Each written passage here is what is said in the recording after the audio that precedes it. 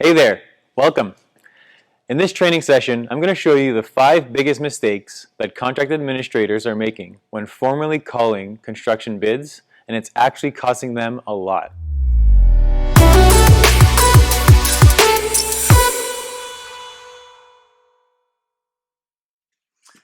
My goal for this training session, whether you currently have a formal bid calling process or not, is to show you ways to make the process as efficient and as smooth as possible, while collecting the most comparable and accurate bids in order to minimize conflict during the construction phase.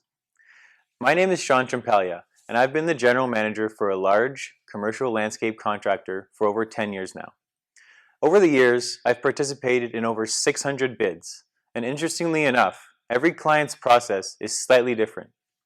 I think everybody should strive to make the bidding process as transparent and fair as possible for all parties, meaning the clients, the consultants, and the contractors. And I want to share with you what I've learned over the years to make that possible. The first mistake contract administrators are making is not sending out an itemized bid form as part of their bid call. If there was one thing I would insist you do, it would be to clearly define the scope of work required to complete item by item, line by line. This includes providing quantities and units for each item. You could put the onus on the contractor to analyze all the grades, the specifications, the details, and have them provide lump sum pricing, but you are setting yourself up for potential conflict down the line. Time and time again, I've been involved in bids that require the contractors to do their own takeoffs, and the feedback I constantly get is that other contractors have missed a multitude of items. How are you supposed to compare contractor pricing if they are pricing different scopes? It's practically impossible. In this situation, the lowest bidder is almost guaranteed to have missed part of the scope, and you award them the contract. And they will likely be asking you for extras in the future when they realize that something was missed. I'll even admit that recently, my landscape company bid on a project that didn't have a bid form and didn't provide quantities, and we were to do our own takeoff and submit the price to complete the job. We itemized all the work ourselves, line by line, item by item, to the best of our abilities, and submitted our price to the client. They called us and they said that they wanted to award the job to us, and they were going to award the job at $1.1 million. We were pretty excited. Although partway into the job, we discovered that a large concrete component was not included in our bid, and they hadn't realized.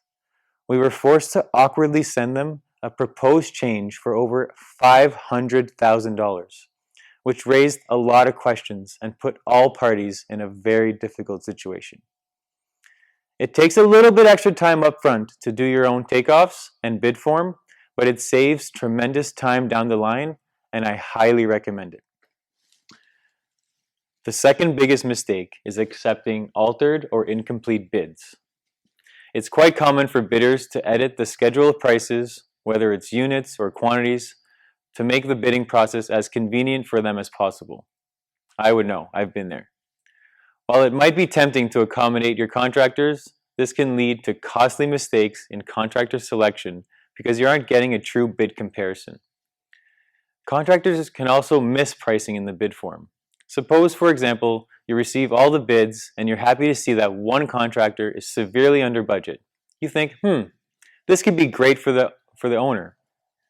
Until you notice that they haven't filled out all the pricing, they selectively chose what to include and what not to include, and maybe they forgot to acknowledge an addendum. Now, ways to prevent this include rejecting such bids outright, issuing a post-tender addendum to confirm that these items need to be priced a certain way, or using a software program that doesn't allow bidders to submit incomplete bids or change the units or quantities at all.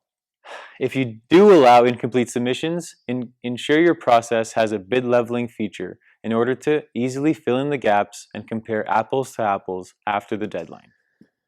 Number 3 is not conducting a bidders meeting. How many times have you heard the following? Oh, this isn't what I expected, or I didn't include that. If you're tired of hearing this, conduct a mandatory bidders meeting. It does two things. It ensures bidders are serious about bidding the work, and it also makes them aware of the current site conditions as well as the project timelines. Make sure to call the bidders to guarantee they know about the meeting or send them a calendar invite. Sending an email and hoping that they will receive it and schedule it themselves leaves too much room for error. Good contractors are busy and unfortunately might not catch your message in time. It's important to confirm whether the meeting is mandatory or not and stick to your guns. If some contractors don't show up, don't allow them to submit. The fourth mistake is not getting provisional items priced during the bid call. A major reality of land development is that site conditions vary widely, and a fixed quantity schedule of prices is often insufficient for capturing the full cost of a project. This can lead to disputes with your contractors when additional work arises during construction. Suppose the schedule of prices didn't include any dewatering. When you get a quote from your contractor, it comes back at twice the rate you were expecting. Your contractor says, well, we're going to have to mobilize the pumping equipment away from another project, and well, that isn't cheap. What do you do in that situation? Do you find yourself a new contractor for just $10,000 worth of work? Or do you just grudgingly accept your contractor's pricing? Well, this is actually a problem that should have been solved months in advance. When provisional item pricing is provided during tendering, change orders become much less stressful because much of the pricing has already been agreed upon.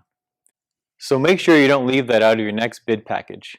You could even develop a standard list of provisional items that you use for every project. That way, you are covered for most situations.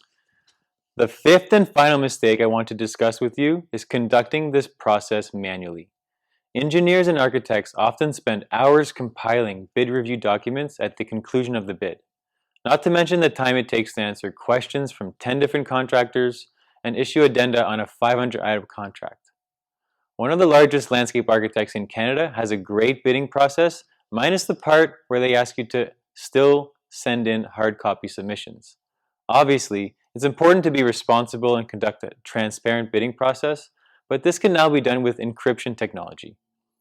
I remember a time when we were bidding on an awesome project and I was racing across the city to hand deliver our bid, but I got stuck in Toronto traffic. My bid was late and was rejected. I was devastated. I had spent so much time preparing this pricing and it was all for nothing. Well, guess what? It isn't 1995 anymore and technology can now help. 5 years ago, we realized this and developed Contract Complete. Contract Complete eliminates the need for manual data entry and automatically generates a bid comparison instantly after the bid closes, and allows placeholder pricing to help level bids. It also tracks changes to your schedule of prices that take place during tendering for automatic generation of addenda. Bidder Q&A is also baked right in and integrates into an addendum module so that you can deliver a consistent message to all your contractors. You can also choose not to accept incomplete bids and force your contractors to submit it to your liking, eliminating the need to make changes after the fact. Start saving time by automating your bid process and making it as convenient and simple as possible for your colleagues and bidders. You can request a demo at any time, but for the next 72 hours, we're offering you 2 users for the price of 1 for your first 6 months. All you have to do to qualify is request a demo within the next 72 hours of watching this video, and we will honor this deal for unlimited users. So don't wait and find out how Contract Complete can help you with your next bid call. I want to thank you for watching this video, and I hope that you found some value in this training. Take care, and we'll see you in the next video.